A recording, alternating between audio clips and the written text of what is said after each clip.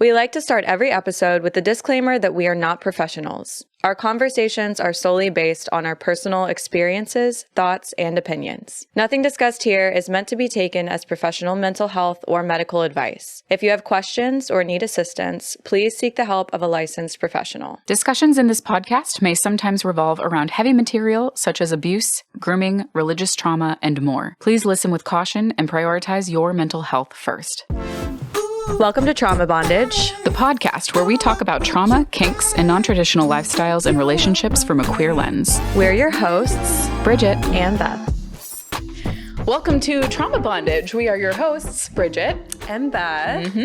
Today, we're doing a really fun 3-part episode. A threesome, if you will.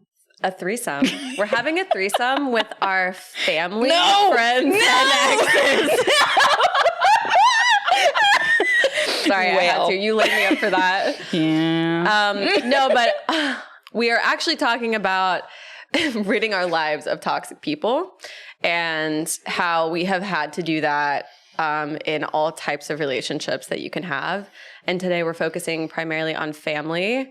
And we're hoping that our stories will either inspire you, be something you can relate to, be something that you can get mad at us. No, not mad at us. Mad with us. Yeah. Or just feel validated. Or that, just like, feel maybe you're not the only one dealing with this shit at home. Not alone. You're not alone. So, God, where do we start? I'll start with my test that I took, because I think you took a test as well. Yeah. And we talked about this, and it will tell a little bit about a story background. So I have 2 sisters, mom and dad. Yes. Divorced mom and dad, namely, and have been since my senior year of college. Thank God. It took a little bit of begging over some time, but it finally happened. But there is a workbook called the Polysecure Workbook, which I highly recommend for anybody who is navigating polyamory or interested in putting polyamory into their current relationship dynamic. It is wonderful. There's books, there's like tag-along workbooks that are lovely and really make you think about things and figure out triggers, how to establish boundaries, where your insecurities lie, and then like an understanding of your relationships, both like in your formative years and where you are currently. So they're really great. That was actually recommended to myself and my wife, Jennifer, and I believe you, from our good old Dr. Scott. We love you, Dr. Scott. But I did. There's a test in the Polysecure Workbook, which you answer a series of questions about the main, what is it? Like the main people in your life, the main figures. The 3, like it's typically 3, but you can have more. Like 4. The primary figures that were around you as you were developing. Yes. Like as a kid, as you were growing up. Yeah. So I technically have 4, just because 2 sisters, mom and dad. I spent a majority of my time at home with my mother. Unfortunately. But I did this test, and you go through a series of questions, and then it gives you numbers that like rates it, and you add up all the numbers, and like the higher the number, the more tumultuous the relationship, the more it probably had a negative effect on you. Maybe you couldn't express your emotions. You weren't safe to do so. You never felt like you were heard. And you just kind of like shut down with those people, just didn't feel safe. And then you have the lower numbers, or the people who are like, were actually supportive and took care of you.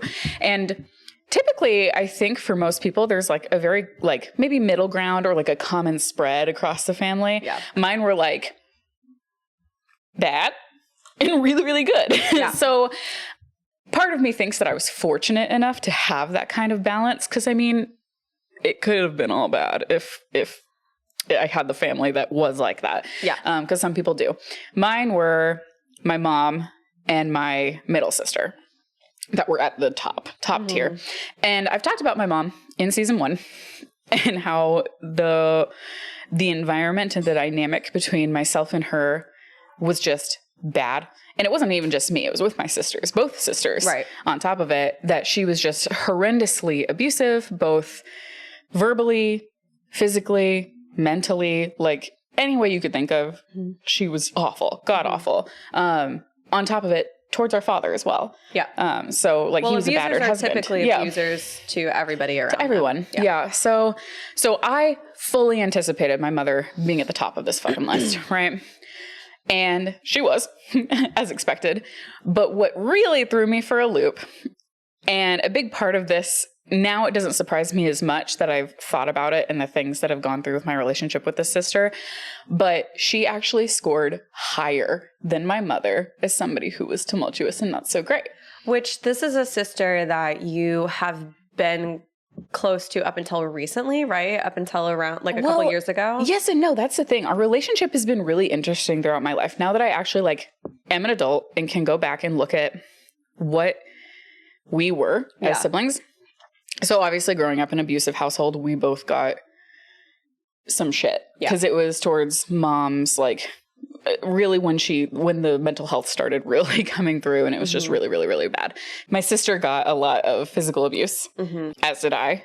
Very similar in similar ways. Yeah. But the difference between us is that I would stay, I would yell, I would fight to get my mom to stop. My sister ran, which part of me can't blame her for because I understand that every single person has like a fight, flight. Yeah.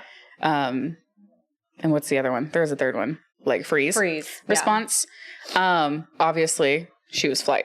I'm not, I'm a fight. And then maybe I'll be a flight, but like, I got to take care of people first. Yeah. And the huge difference between that, the part where I don't understand is that I'm 8 years younger than this person. Yeah. So if you are 16 years old and you can watch your mom beat on an 8-year-old and you run away, that just makes me think you're a coward. Did you feel, so when that was happening when you were younger, did you feel like betrayed in a way that she didn't protect you? Oh, did you yeah. feel, okay. Betrayed, abandoned. And I kind of had that feeling with a lot of my family, which now like I don't feel that way because like my dad was a battered husband. My mom wasn't working. He was working. He was funding this stupid lavish lifestyle. She was hemorrhaging money out the ass and was funding that life. And honestly, when he was home, it was hell. He didn't even realize, he didn't know anything was happening to us at home because my mom manipulated the hell out of him during the week when he was gone. And then when he was home, it would all shift onto him and she would just beat the hell out of him. Yeah. Like the amount of times we had cops at our house for domestic violence calls that my mom called them to the scene. My mom never had a hand laid on her from my father. Yeah. Like I would watch her stab him with pens, rip his shirt open, throw coke at him. Usually they would show up and he'd be bleeding because like she had thrown a stapler at his head and it like ripped his earlobe off. Like he was bleeding. So she was an abusive partner and mother. Deeply. Physically abusive, emotionally abusive. Like think abusive. About watching your mother chase your father around with like a butcher knife in your home. Yeah, and like, see, that's just not a normal psychotic experience. Most people can't relate. And I grew up thinking that was normal. Yes. Because my mom would manipulate me into believing like, oh, well, other kids have it worse. Which I'm sure there are that do have it worse. But the thing is, that still doesn't make it okay. It doesn't make it good.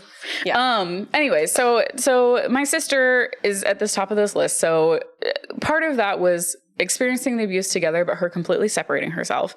Over the years, thinking about it, she has done a number of things. And I'll just throw out like a few, not all. So like as a child, I think she has a level of a lack of a level of empathy. And she's actually acknowledged that in recent years where she was like, she had said something about like, oh, like you get emotional. And I got upset because she always told me I was too emotional growing up. I was always too emotional. I would cry too easy. It was hard to talk to me, blah, blah, blah. Well, first of all, you're a fucking Cancer. So yeah, but I'm not even that about stuff. I used to be a little bit like emotions equated to tears because I had such anger issues and I couldn't express my feelings. So that was the only level. But like I would still communicate and talk when I felt like I was safe and could. Yeah. But I would never felt that safe with her. But also in recent years, she has since acknowledged, she was like, I don't mean that you're too emotional when I say that you're emotional. She was like, I actually think you're a normal level of emotional. She goes, I think I'm under emotional, which of course I'm like, sociopath.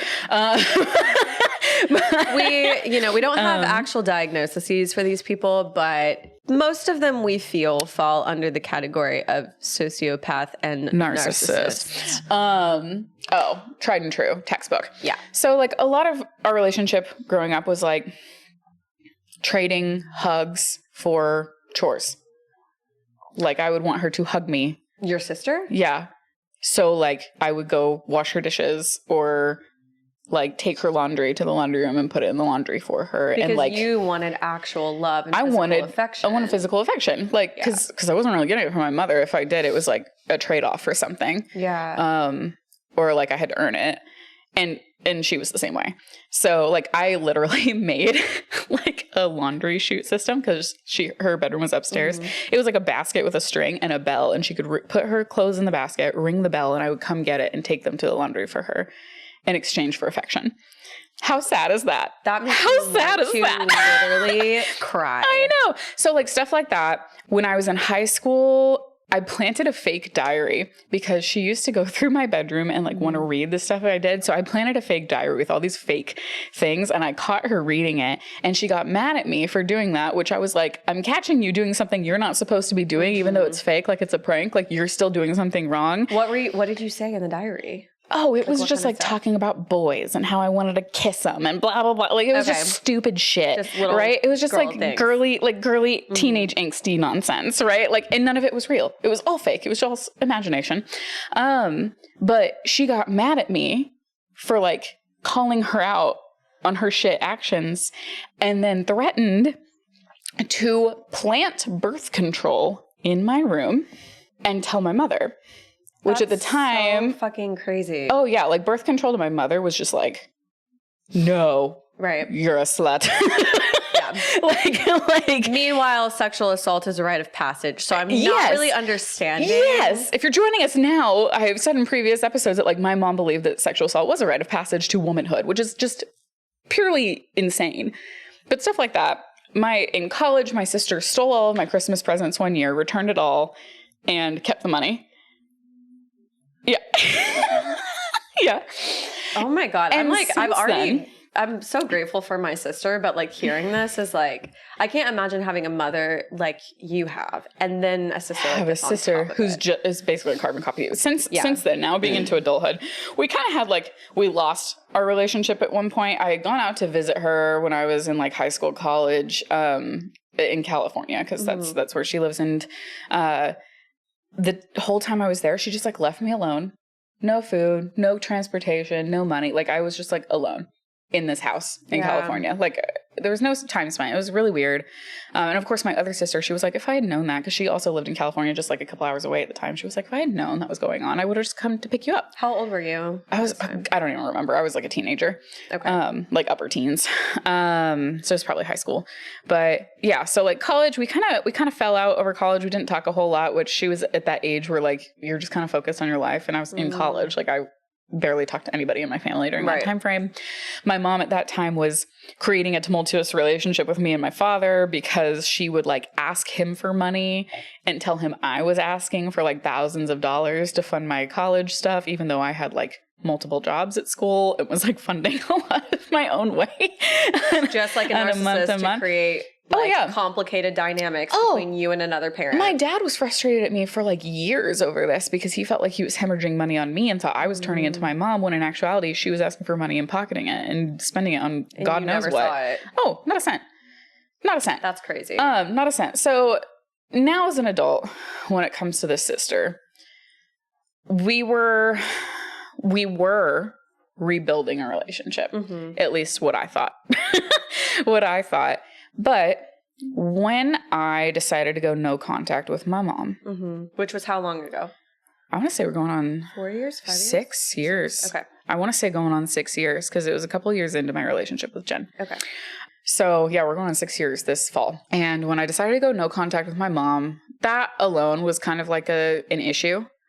And the sister, of course, was just like, that's a shitty thing to do. She's your mother, which I hate that whole thing of like, this is your parent, because never in my life has my mother actually exhibited qualities of being what a mother truly is. She's not your mother. She literally birthed you and that's it. Yeah. Yeah. Yeah. And I didn't ask for that. So, exactly. So that was your choice. But that was a problem to begin with. And then when we started planning the wedding, because I got engaged, I still had contact with my mom.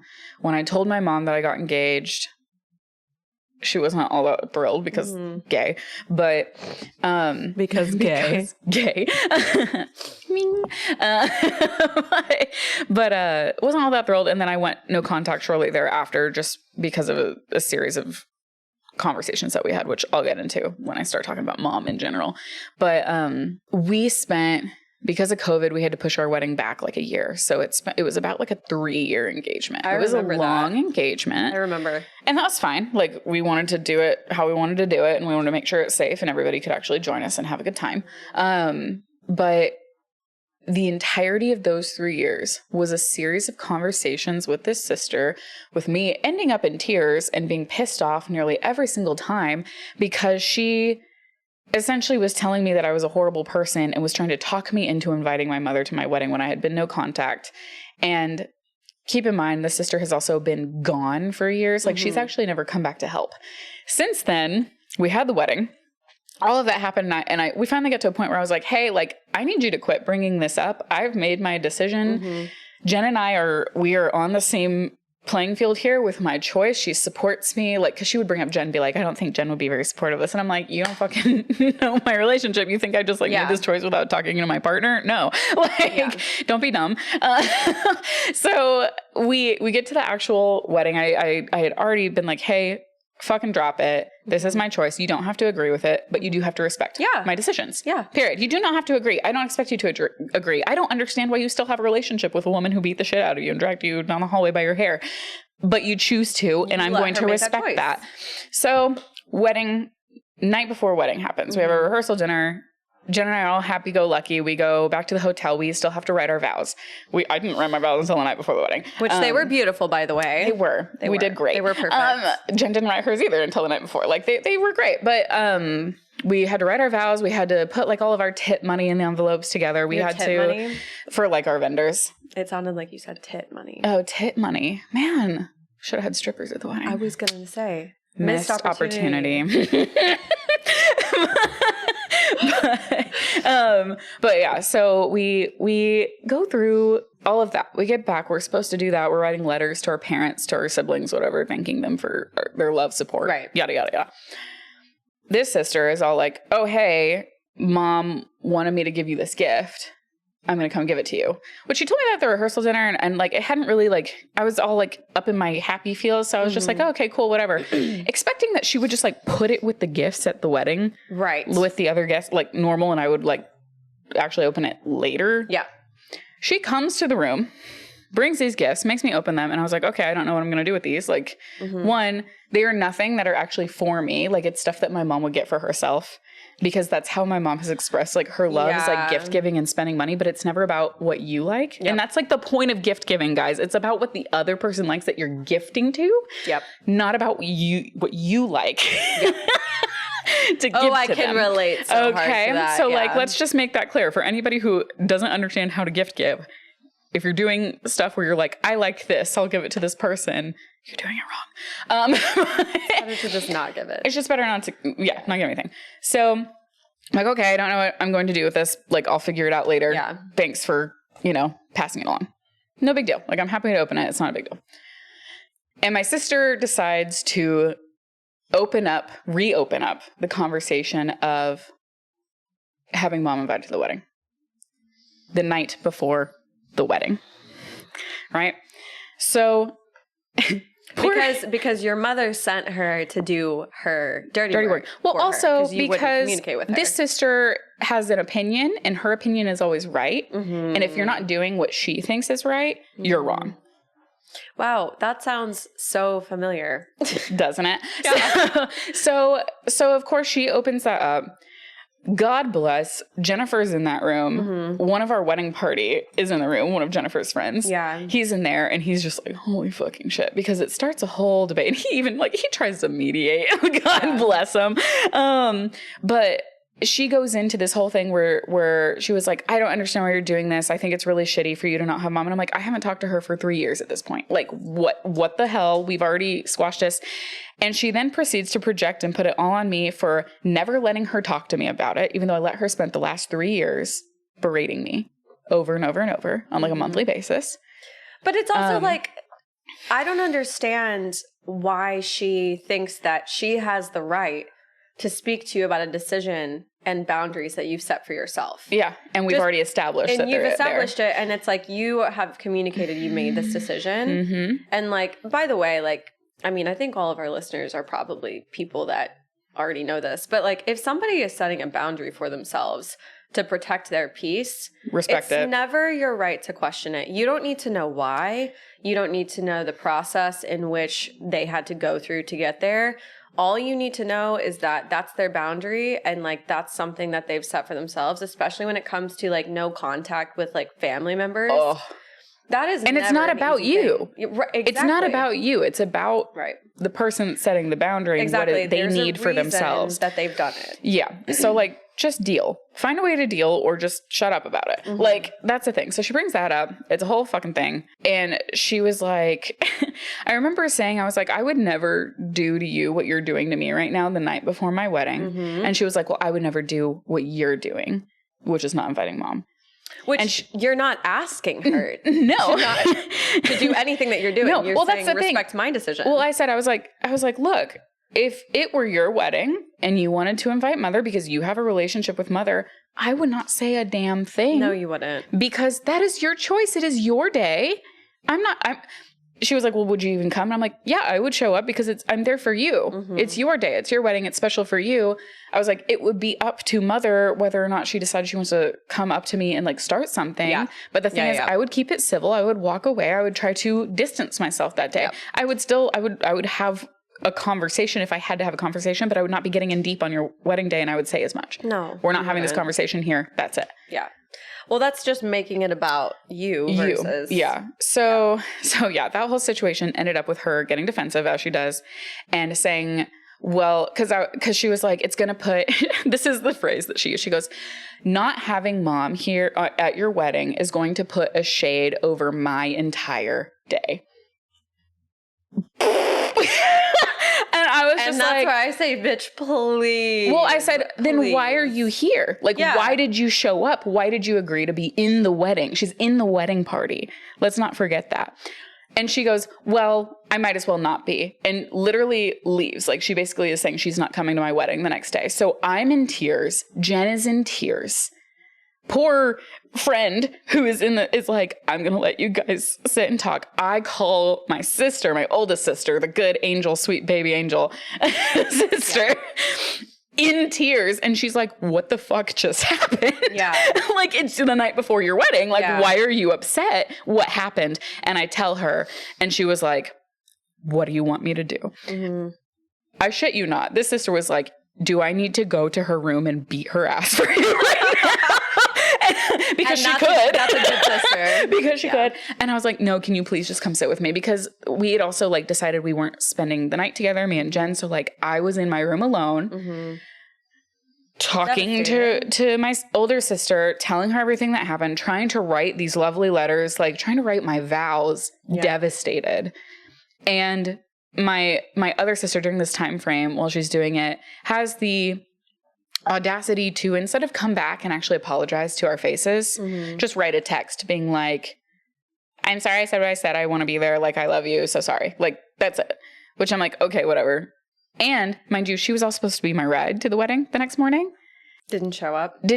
She just didn't check in to see. And so I had to get a ride elsewhere, which luckily I was able to. But like, that was my ride to my wedding. These types of people, I feel like, are so like avoidant. Like, they start a fire and then the fire burns something down and then they like look at the damage and they're like, oops. We'll get this. And walk away. Since then, during that time after the wedding, she was like, oh, I didn't know you were mad at me. And I was like, this is what you did. And every single time it's been a justification of her actions. And she's only apologized once, but like even last Christmas, she came in with her partner and we're sitting there with my dad and we hashed out the conversation where I was like, you did this. And I was like, look, like that was my wedding. Like the night before my wedding, I was like, you could have brought it up at any given point. And she kept talking over me. And I was like, are you going to fucking let me speak?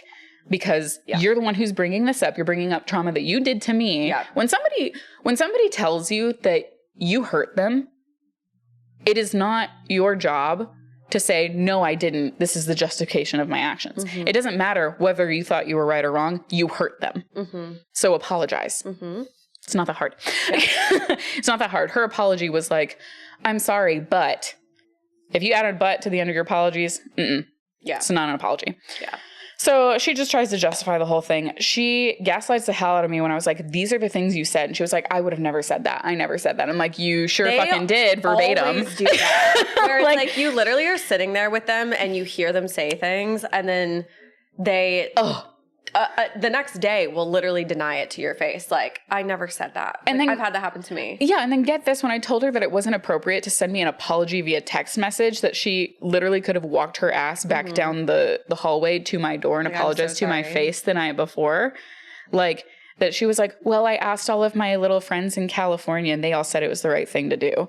These are like all the crazy old lesbians in West Hollywood that like don't know how to communicate and are doing like stupid shit. Okay. Also, they're in a completely different generation. They're in a completely different generation. So. They don't understand apologies. We're talking about like boomers. We're talking about people that never went to therapy. That like have some issues. So that was all a thing. Since then, there's been some issues with mom, and she has just taken it out on the rest of us in the family when we have spent years trying to fucking figure this shit out. So where do things stand with I know where things stand with your mom. You don't speak to Mom her. is no contact. Yeah. This sister, to me, is low contact. Okay. My poor father has, in recent months, I guess, received phone calls from her where she's like upset because she feels like she doesn't have family and she's being like alienated. Sister? Yeah. Which... they're of her own actions. And of course, my dad is an empathetic person. I am my father in female form. Yeah. If you know me, you know my dad. He's just a little bit more shy. So he has since called me, and Angel Human is just upset because obviously one of his kids is upset and he feels for them. And we've talked about stuff, and I was like, look, Dad, like, I have been and continue to be willing to try to remediate this relationship in some capacity. However, here's a list of things she has done and said to me over the course of the years that do not make me trust her. And I was like, and there are some things that she's done that are absolutely unforgivable. I can't get the night before my wedding back. It's not like it was just like a birthday that I have a million times in my lifetime. It was my fucking wedding. Yeah. And narcissists and people who listening who have ever dealt with narcissistic people, like, they will always find a way to ruin big events for you. Yeah. Like, that's like a very common core trait. And again, I'm not diagnosing your sister. I don't know. But like, the traits that she's exhibiting are very... textbook narcissism. Yeah. And like, they always find a way to make one of the most special moments of your life about them, and it's always through stirring up some sort of tumultuous situation. Yeah. So it's been interesting. And of course, like, Jen and I, we were like, we're not going to let her ruin this day for us. Yeah. Keep in mind, my sister, during the wedding day, was like doing work on her laptop in the get ready room, and then she had to have my other sister tape her boobs up because she's got droopy boobs. Which is fine, like genetics, I guess. But she like had to do like the boob tape for her dress, and it was during the time that like my videographer and photographer were supposed to be having my sisters get me ready in my dress, and we had to wait for 20 minutes for her because she didn't get ready on time with the rest of the group. Wow. Yeah. So like I was already like, I'm gonna kill her, but like it was fine. We did not tell anybody, any of the family, what had happened the night before. The only person who knew was my oldest sister, who was there for me that night, and then my best friend, who was my maid of honor. And we didn't tell anybody until after the fact. Mind you, Jen's side of the family was like obsessed with this sister. They like loved her. She's very charismatic. She's wonderful with anybody that's not related to her. They always okay. They put on a show. That's just their thing. My mic. Sorry. My foot was falling asleep. Oh, now we're playing footsies. I like it.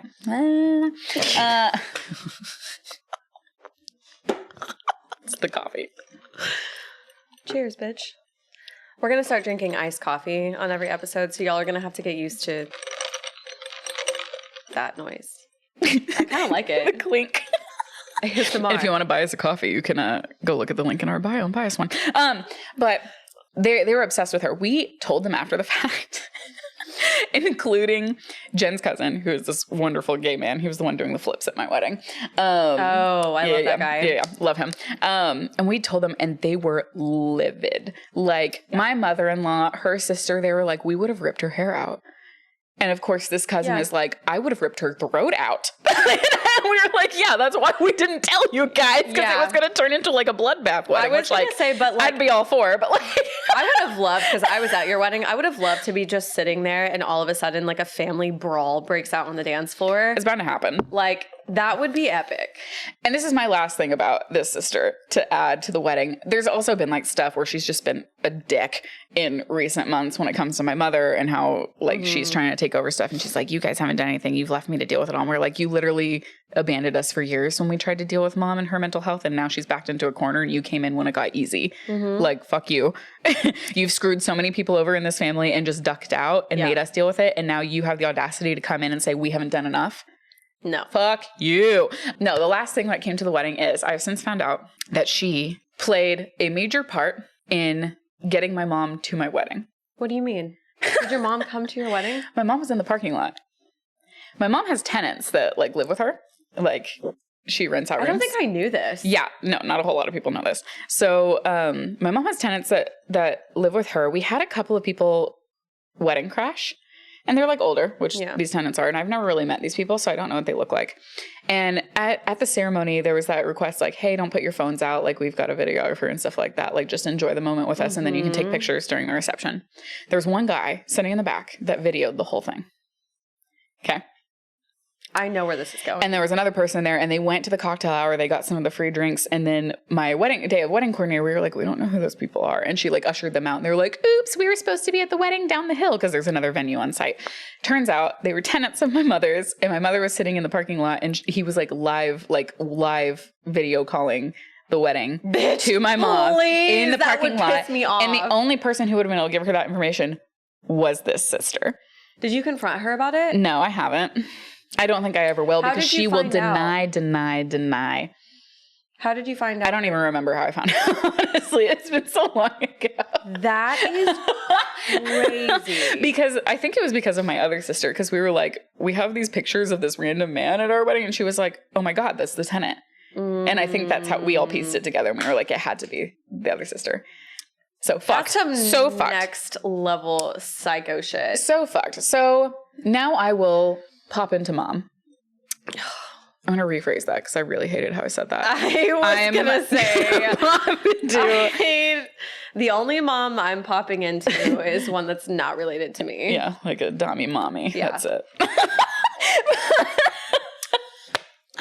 But I'm gonna hop on over to my dynamic with my mother and the toxicity there. So I've talked about this a little bit, and you and I have since discovered that our moms are like identical in so many ways. The same person potentially. I don't know how much physical abuse you actually grew up with. From my mom, none. Okay. From my dad, yes. Okay. Yeah.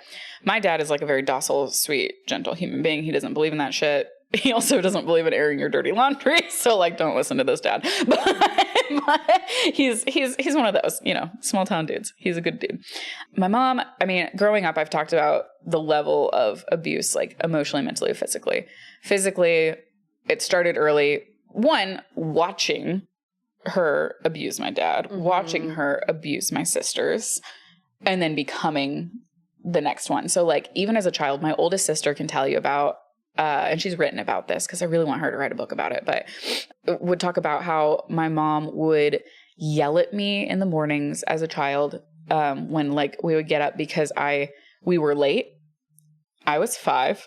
So like, if you're late to school, and your parents responsible of getting you up when you're 5 fucking years old. Like, it's not like I can drive myself to school. You're not like pulling out your fucking iPhone and setting an alarm. And also you're that old, like you're not even like dressing yourself at that age. So my mom was dressing me, stuff like that. Like she would scream at me every morning and tell me how I was worthless and stupid and I would never get into college and I would never amount to anything because I was tired and couldn't dress myself and wouldn't get up on time and we would go and be late to a school. So that's how like my childhood started. Right? Was with that almost every single morning, to the point where my oldest sister would have to come down and be like, shut the hell up. Like, what is wrong with you? Right? And of course, if she would stand up and say something, she would get the brunt of it. Now I know that like she would get something for speaking up. Well, and to preface too, you and your sisters are all like 8 years apart? 8 years apart. So this sister's 16 years older than me. Right. So and you're she's the like an adult. I'm the baby. Yeah. So we all, when we talk about mom, we all say like our mom or our mother, not, or my mother instead of ours, because we all got like different versions of mom. So like, I feel for my oldest sister because she actually got a glimpse and a semblance of what a mom should be, who like did some of the good things. And like, she wasn't so devolved into her madness, if you will. Yeah. And like actually got some normal stuff. So I think it's been harder for her over the years to step away from that relationship because the mourning is so much deeper. Yeah. Right. And I feel for her and I understand that. It's and a literal I don't question death. it. Yeah. She's also the oldest daughter and has been raised to be the one who mediates, who takes care of everybody. You get it. You're the oldest. I get it. So like, it's one of those things where it's harder and because of the way we're raised with our mom, we're both like, we have savior complexes. Like, how do we save people? How do we fix them? How do we boost them up and put ourselves aside for those other people? I have since unlearned that. Narcissistic parents breed people-pleasing, empathetic children, typically. Typically, yes. Yeah. Like, not always. Like, sometimes the kids take after the parents, but in my experience, usually, because you're so used to walking on eggshells around everything that parent wants and feels and does, and, like, you learn to become hyper attuned to their emotions to keep yourself safe. You do that in all of your other relationships, too, even when it's not necessary. Yep. You monitor. Big time. Yeah. And you said Walking on Eggshells. That's actually a really great book for anybody who is having to navigate a relationship with a narcissistic parent. Yeah. Walking on Eggshells. It's excellent. It's really good. Excellent, if you will. I'm so sorry. So sorry. I'm going to move right on past that. But yeah, so tumultuous, it started with like the verbal. It moved into physical quite quickly when I got to being like a teenager. Okay. Keep in mind, this was also somebody who was hemorrhaging money and like had private investigators following all of us all the time, which is just like weird. Which like the worst they ever saw was like me raw dogging Twizzlers, like those pull apart Twizzlers in the parking lot. That's I wasn't not allowed what to have I thought like you were sugar. gonna say. I know. She was expecting the other kind of raw dogging, which like also was happening, but I guess they just never caught saw you. that. So, but yeah, so she was doing all of that, but like my sister was going through this period of time where mom would like, she would run her mouth. She was an angsty teenager and I was like kind of following suit with the preteen. And the response to that was like, we had this marble hallway in our front foyer of our house, and which marble was hard. It was real hard. She would drag like if either of us ran our mouths and stuff, she would actually, my mom was very, very strong. She's a very strong woman. We all are, but she would like drag us by our hair down this hallway, smash our head into the floor. We got to this point where she would shove us into this fucking duffel bag that she had stored like under the stairs, and like padlock us in.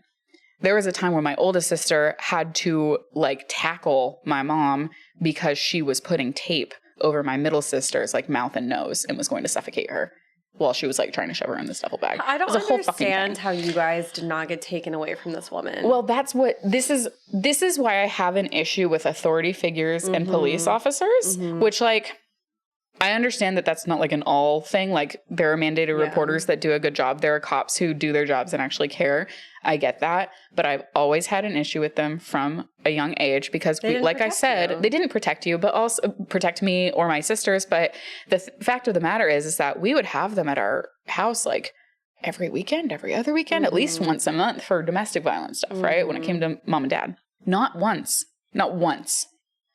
did these officers talk to us as the children who were witnessing everything because they don't take kids seriously. Yeah. And I gotta say, like, I've got to impart to you guys, if you are a member of the service, like, I know maybe it's not part of protocol, but like, listen to the children. Yeah. Listen to the children, what they say, because it is rare that they're actually going to lie through their teeth to you. I was going to say, most kids are not even going to have the level of imagination it would take to make up things shit like that this? You would have told them. Like, so yeah, it's like, it's worth it to at least interview the kids, especially in cases where, like, if the police are getting called every weekend to a home, regardless of if the children are not actually experiencing the physical abuse themselves, they're witnessing physical abuse, period. So it's crazy that, like, CPS was not called sooner because of what was going on. CPS was never called. That's the thing. Insane. CPS was never called. And that's what bugs me, because, like, teachers are mandated reporters. I would go to school with bruises all the time, but the thing is, we were all very athletic. So every single time we had an injury, my middle sister had her face smashed into a wall until her cheekbone shattered, and it was blamed on a volleyball injury. By your mom? Yes. Oh my God. Yeah, who else? Yeah, by mom. So, like, she was doing this shit when I think the earliest memory I have, and also of my sister's, when I was like 2 or 3, and I, like, stood there and watched as she tried to, like, beat my older sister with a wire hanger, stuff like that. So I was watching it and then experiencing it. Yeah. Does your middle sister, like, obviously that's the one that you don't have a great relationship with. Yeah. Does she not acknowledge the abuse? No, that's the thing. I genuinely believe that she's blocked out a lot of it, but I also believe that she's like, she has since told me that she's like, oh yeah, mom has apologized to me for all of this stuff. Okay. And what drives me absolutely insane is that my mother apologizes and then retracts the apology and says, oh, I only said that because I knew that's what you wanted to hear. Yeah. Which isn't a fucking apology. Which is probably the only time she's actually telling the truth is when she says that. Yes. And she's also said that about her apologies to this sister. And I've told this sister that she has retracted her apologies to me in person. But of course, my sister is like, well, I'm not there, so I don't know if you're telling the truth or not, because mom says that you lie. Right? Because mom is manipulating the scenario. Of course she does. Which is just, but yeah. So, like, growing up with all of that, it got really bad, especially when I had my older sister who moves out. She's an adult. She's going to go live her life and work and stuff like that, which I feel so much for older siblings that have to leave their younger siblings behind in an environment that they know is awful, but they can't just give up their life. For that. I'm in that exact situation. And I've never blamed my sister for that. Yeah. Ever. Like, I could never blame her for that. And then, of course, middle sister, 8 years older than me, goes to college. So it's literally me and mom. And I see dad on weekends if I'm lucky. And that's when that relationship is all tumultuous and stuff like that. We get to a point in high school where my mom starts stalking my volleyball coach. I've heard about this before. And this is where, like, the psychosis is just uncanny. And your volleyball coach, to be clear, is a woman. Is a woman. Yes. Is a beautiful black woman who has a husband. Sounds and gay. 2 children, mind you. They have this weird relationship. My mom starts trading this woman for, like, fitness sessions for money because this woman needs money. Gets to this. My mom is also, like, obsessive. She's done this to a former teacher before where she had, like, a fucking restraining order because she showed up on this woman's front step of her house when she was in, like, high school and was like, I'm here to have a sleepover because, like, they had joked around about her coming over. And then this woman had to get a restraining order because she was, like, crazy. We've talked about before how your mom is, like, a closeted lesbian. Oh, big time. She has a lot of, like, internalized homophobia and, like, religious, like, Catholic guilt. So, like, she would never admit it ever in a million years. There's no way. But she's stalking women. She hates women. She hates men. Hates men. Yeah. And is, like, obsessed with women. So yeah, she gay. That bitch gay. She gay. But she gets obsessed with this woman. They go through this weird cycle of relationship. At some point down the line, I learn about how this woman was teaching my mom how to masturbate. Yeah, I know. That your volleyball coach was teaching your mom how to masturbate? Apparently. Did your mom say that? Yes. Sure fucking did. So, like, is it real? Is it not? Honestly, I wouldn't be surprised if it is real because they had a really weird relationship. They would, like, kiss each other goodbye. Like, on the lips. Like, oh, but we're besties. Girl pals do that. I don't, like, we do, but, like, we're gay. Like, yeah. We're gay. You're not straight if like, you do that. Yeah. Sorry. So, like, I don't know any straight women that, like, really do that. No. So I was kind of like, okay. There was at one point where my mom sends me a text message that is supposed to go to this woman. And it's like a love text message. No. Like, I'm looking at the moon. And thinking of you, and if you go outside and look at it, then we're connected because we're looking at the same moon. Like, gay. That shit is like that. So sapphic. I cannot even, like, I have never said that to a woman. It's so gay. But like, there's this weird relationship. It's a weird obsession. It gets to this point where my mom is literally stalking this woman, like driving past her house 7 times a fucking day. stalking this woman. And you were in the car some of these times, Sometimes right? because I wasn't allowed to fucking leave. Yeah. Like, she'd be like, we're going to the post office 3 times a day. And I'd be like, here we fucking go again. Like, because the post office You're is like, right by this I'm woman's not house. stupid, Mom. Yeah. It was insane. But like, it got to a point where finally, like, the husband got weird. They had installed a camera outside of their house because somebody had stolen their bicycle. And like, they found that like my mom was like going through their mail, like would pull their mail out and go through their mail and like put it back in, which was like weird as shit. There was one point I remember where like my sisters and my mom was just like, oh, I'm just going to run by this thing because they asked me to like just keep an eye on their house. Bullshit. She's just being psychotic. So like my sisters and I are in the car. She stops outside of this house. These people are home. They're there. And she saddles on up to the garage and puts her head against it because she wants to be close to this woman. Your mother is so gay. And psychotic. But listen, I'm glad that she's not out because we don't need anyone like that, like being a part of the actual community. Like, please stay away. Please stay away. You're a narcissistic asshole. Please don't. But so it gets to this point where the husband's like, what the fuck is going on? This is crazy. So like, no, you're not doing this anymore. Keep in mind, this woman has also like, she's having a 3rd kid with this man. Okay. My mom and her do pregnancy, like maternity photos together because my mom paid for these maternity photos. And there are, I shit you not, photos of her holding this woman's boobs because she's like naked as like her bra and her being like, do you have access to these photos? No, probably not. I just remember seeing them at some point in my lifetime because they were in her room. Got it. So, because she, like, I saw them and I was like, what are those? And then like, I guess I talked her into it enough to show me. And I was just like, what the fuck? This woman also being a Black woman, she has an African heritage. And like when she had the baby, my mom showed up and like did bongo drums, which is like some custom or something. Like it was psychotic. And this is before there was like the crazy white woman shit. This woman's child, the middle name of this child is my mother's nickname. So this volleyball coach was in on this. Oh yeah, like, totally. This volleyball coach was like playing into what? I think she was more of a con artist because she was getting a shit ton of money out of my mom during this whole thing. And she was just like, this crazy lady is lonely and I'm getting thousands upon thousands of dollars and free shit and da-da-da-da-da. Like, just did it. Obviously, your mom was like courting her. Husband was like, fuck this is crazy, blah, blah, blah. We get to this point where my mom is still driving past this woman's house, despite the fact that she's on video. My mom is like, ooh, I'm on video, therefore I should disguise myself. Not that the car ever changes, okay?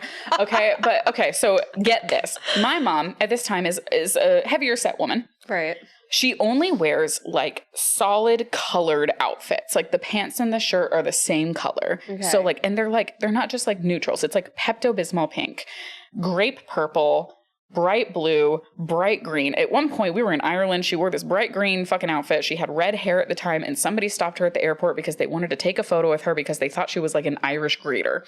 Okay? That's how ridiculous she looks. She doesn't change her outfits. She doesn't do anything like that. Obviously, it's the same fucking vehicle. She's still going by this house.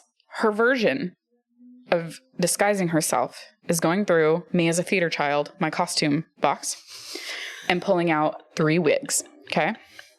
We're going to go from least awful to worst. Be fucking for real. Okay. Least awful is my Luna Lovegood wig. Okay. Which is just like a standard straight, like white blonde wig. Pretty normal, not too crazy. It's fine. The second one is a Pippi Longstocking wig, which the braids, right? Yeah, that go out. Yeah. Because it has pipe cleaners in it. Yeah. So it's not just like braids. It's like braids. Oh my God. And on top of it is not a normal size wig. It is a child's wig. So it just kind of perches on top of her head. And that's not even the worst one. The worst one, and my personal favorite, is my middle sister's, and then like it got passed on to me because I was the kid and I was playing dress up, is a Wicked Witch of the West or East? West. East? Does it have like a witch hat on top of it? It's a witch hat that has hair glued into it, like black straight hair glued into it. And my mom decides that the pointy hat must be too much. Like it's just too obvious that it's a disguise. So she just crumples the point in so it looks like a really big like Amish top hat with the black hair. And those are her disguises. So that's like in her mind what's right.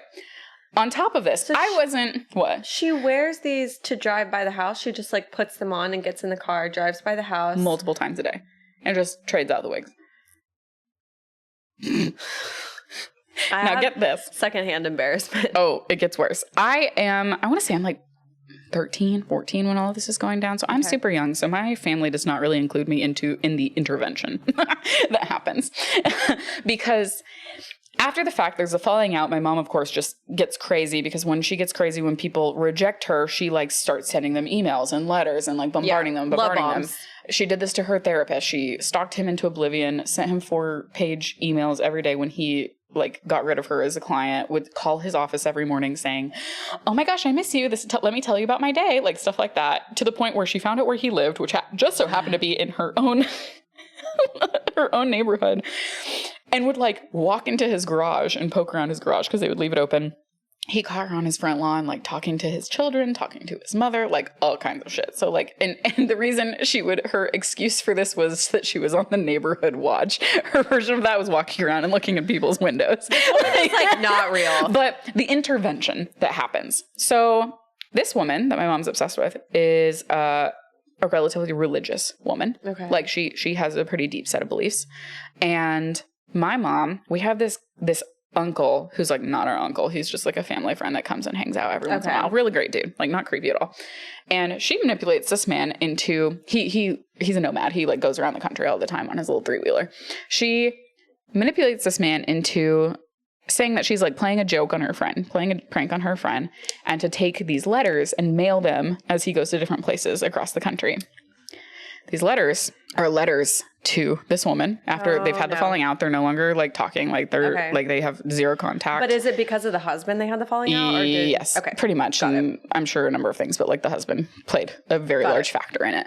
These letters are not from my mother. They are from archangels trying to manipulate this woman into like how they are meant to be together and have each other in their lives, and that she's made a mistake by cutting my mother out of her life and da-da-da-da-da-da-da. Your mom is the type of person that like you regret like her knowing you exist. Ever meeting? Yeah, like she's the type of person that bitch you just can't get rid of. Yeah, so I found all of this out like later in life when they were like, yeah, this is what happened, and like we didn't include you in it because you were way too young and you should not be having to deal with this nonsense. Like it was crazy. It was crazy. So since then, there got to a point where there was a day where we went to go drive past this woman's house. We were supposed to be going to McDonald's, okay, which is like right by the fucking house. Right.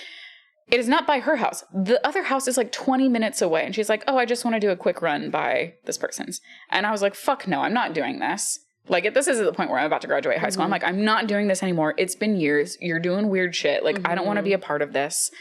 And she just like, hysterical. I would say my mom is undiagnosed, but textbook narcissistic borderline personality disorder with histrionics. Yeah, that's a fucking doozy like, right there. Textbook. And she gets hysterical when she doesn't get her way or when she gets upset or it's screaming, crying, and then she's driving and is just beating the hell out of me in the passenger seat. And I remember this is the only time I've ever laid a hand on someone. I remember just with all of my might taking my fist and punching her in the arm. Good. And telling her, if you ever touch me again, I will not stop. And I said, let me out of the car. I'm going to have dad come pick me up, which of course, like if dad knew that she was going to do this, it was a whole thing. She was like, no, you're not going to do that. So she turned around. She was like, she pouted for the rest of the day. Right. And that was the end of her beating me, which was amazing for the most part. Well, because she realized you were to the point where you weren't just. I was strong enough and I was going to fight back. And the thing is, I don't believe in that. I don't believe in violence unless it is for self-defense. And in that case, to me, that was a level of self-defense. It was, you're going to quit this or we're going to have problems. Yeah. So that was kind of like high school ended that. Of course, I had been counting down the days to go to college, went to college, did the whole college thing, was away from mom. It was glorious. You go to school and you tell all the stories about how you think they're funny. And then people look at you and they're like, are you okay? And I started to come to terms with the fact that like, oh my God, I had grown up like really abused and had a whole bunch of shit to get through. And then on top of it, my sexuality bumped into that. And I had to navigate the sexuality and then navigate my coming out with that, which I've already talked about. And then when I got back from school, so the plan was, once I graduated, I was supposed to go move home for 2 years, save my money, go to New York City, do the attempt at Broadway thing. During that time frame, we made it 6 months where I was living at home with my mom. My dad was living in Houston at the time. Okay. Because they'd already 19? separated. I was 21. Okay. Because that's when I graduated. So I was 21. I moved home, made it 6 months, God bless my oldest sister because she was, during her like finals for PhD, right. Whatever.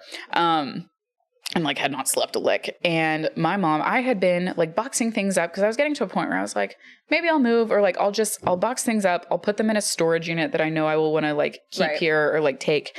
And I would go to work and I would come back, and it finally hit me that the boxes that I were taping up had been cut open and retaped. My mom has this thing where she will take things just because she wants them and then claim that they're hers. So at this point, this is over literal books. This is what gets me like every single time, is that these are over literal books that have my name in them at that. But like they're books. And she had taken like my Harry Potters. You don't take my fucking Harry Potters. No. Like, fuck you. So I like go into her room and I'm looking for them and I find them. She had like hidden them under a bunch of piles of clothes. My mom was a hoarder, so she's hiding them.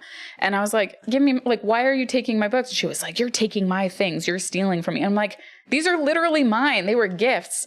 She proceeds to, and now this is the belief that if we received a gift that she wants, she claims it was a family gift, and therefore by default, she gets to keep it since she is the matriarch of the family. So basically, I literally can't with this woman. So anything I own, or even anything I purchase for myself, in her eyes belong to her because she's also told me that she owns me. Yeah, you belong to her and you're an extension of her because she's a narcissist and she can't give you autonomy. Oh yeah, she straight up told me that I belong to her. Yeah. Like she owns me. She has tried to get me to pay her 10% of everything I've ever earned in my entire lifetime. You're paying a fucking tithe to your mother? Yeah, it's insane. So like we go through this, she calls the cops. Here we are again with the cops. Yeah. And proceeds to tell them that I'm stealing from her, which I live in her home. It's her home. Like it's in her name. She has all the equity in the house. And they come to the house. And of course, during that phone call, I'm like, you're being psychotic. Like I call her crazy, which I'm a child and you shouldn't do that. But like I did, it instigated. She is crazy. And she came at me like she was going to hit me. And I said loud enough, do not touch me. And they're on the phone. They're like, you need to leave the room right now. You need to get away from that person. It's a whole thing. The cops are like, look, you need to go for the night. And I was like, you do realize that asking me to leave is in her mind telling her that she's in the right and she's winning. And they're like, we know. They were like, here's the issue with the history that you have of your family and what we've seen, and also what we see in scenarios like this. There's two options. The fight will likely continue. If she calls back again and says that you are still stealing from her, we have to arrest you and take you in, which then you have an arrest on your record, which really fucks up your life when it comes to like getting jobs and stuff. Yeah. And I'm 21. I'm just fucking starting out.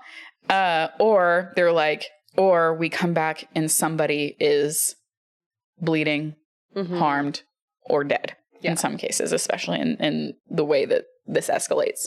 And I'm like, oh, great. So I take my work clothes. I go to my sister's. God bless her. I call her, of course, in tears. She always gets the calls in tears of me going, what the fuck? And then she has to come save me. That's older sister duty. Thank you. You've saved my life so many times. So I go with her. The next day I go back. She has like brought in my like a childhood friend's mother and told her that my mom slammed the door so hard that she shattered her own front window and told this woman that I had flown into a rage and punched through the front window. So she's already created this narrative that I am aggressive, abusive, a bad child. I come back and she's like, you can't come in. And I'm like, yep. What do you mean? Like they told me to leave for the night. All I did was take 1 day's worth of work clothes. Like you have to let me come in and get at least some stuff. Right. And she was like, well, you better get enough and just not come back.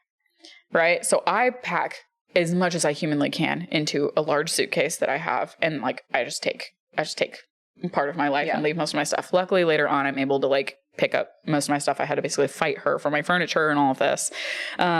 The narrative there is that like I was aggressive, stuff like that. And that I chose to leave, not that I was kicked out, because kicking her daughter out would make her the villain. Right. She's continue to play victim. And it's crazy to me that like, because you were reading me some of the text messages she sent, she still says like, I don't know what I did to you. Well, yeah. Like, I don't know what I did to you. Getting to that, like, since then, obviously, I've gone no contact. We had the wedding, stuff like that. And every holiday, every birthday, every time, every Mother's Day, like, she sends me some kind of text that's like, I love you and I wish you would come to the table and talk to me. Da, da, da, da. I don't know what I did. Nobody will give me a straight answer. That's not true. My siblings have told her what you did. You won't accept what you did. It's also very clear. I spent accept it. years setting boundaries saying, hey, if you continue to do this, I'm going to do this. Yep. And I did that. I did exactly what I said I was going to do. Yep. But like in her mind, she's never done anything wrong. And part of that I think is mental illness. The other part is narcissism. The other part is probably to her just being a dick. But yeah, so now I just get text messages, which people are going to be like, why don't you block her? We talked about this. You can block people. That's fine. Like do that. Do what you need to do. For me, I am like, it is a reminder as to why I don't talk to her, because every once in a while I get that stupid little worm in my brain. I get that too. That says, maybe you're a bad kid. Yeah. Maybe she's changed. Yep. Like guilt. Because I do feel for her. I pity her as a human, that she has alienated pretty much her whole family to the point where she will die alone. Yeah. And that's one of her things that she says to me is like, I don't want to die without seeing you again or hearing your laughter and stuff like that. And I feel awful as a child of a mother. But the thing is, she hasn't changed, and I know that. No. And you need that reminder, because just because she's not a good person doesn't mean that you're not. So it's like you as a good person are receiving these messages, and like she's gonna say things that make you feel bad. Mm-hmm. You have a conscience. Like you have this thing in you that's like, you still love her no matter what she's done to you. And unfortunately, parents like this manipulate that love that you will always have for them to try to get you to do what they want you to do. Yeah. And you have to remind yourself that like, regardless of how you feel and like how much you wish they could be the person that you deserve, they're not. They are who they've shown you they are with their behavior, not with their words. Yeah. And so that's the hardest part. And I know that's what you're dealing with, because now you're getting similar text messages. And I know we've talked about like your history of like the church and the weird like can't be a lesbian, the shaving of the hair, all of that stuff. So like... Bethany from the future here. We can't shut the fuck up about our mothers, apparently, and we are going to be splitting our episodes about toxic parents into 2 parts. The first part is going to be Bridget's story, and the second part is going to be mine. If you like today's episode, follow us on social media at Trauma Bondage Pod. Follow Beth at Modern Day Lilith and Bridget at Your Fae Femme. If voyeurism is your kink, subscribe to our YouTube channel, Trauma Bondage Podcast. Production by Instrumental Media. Special thanks to D. Dumpy and Wolfstar for music.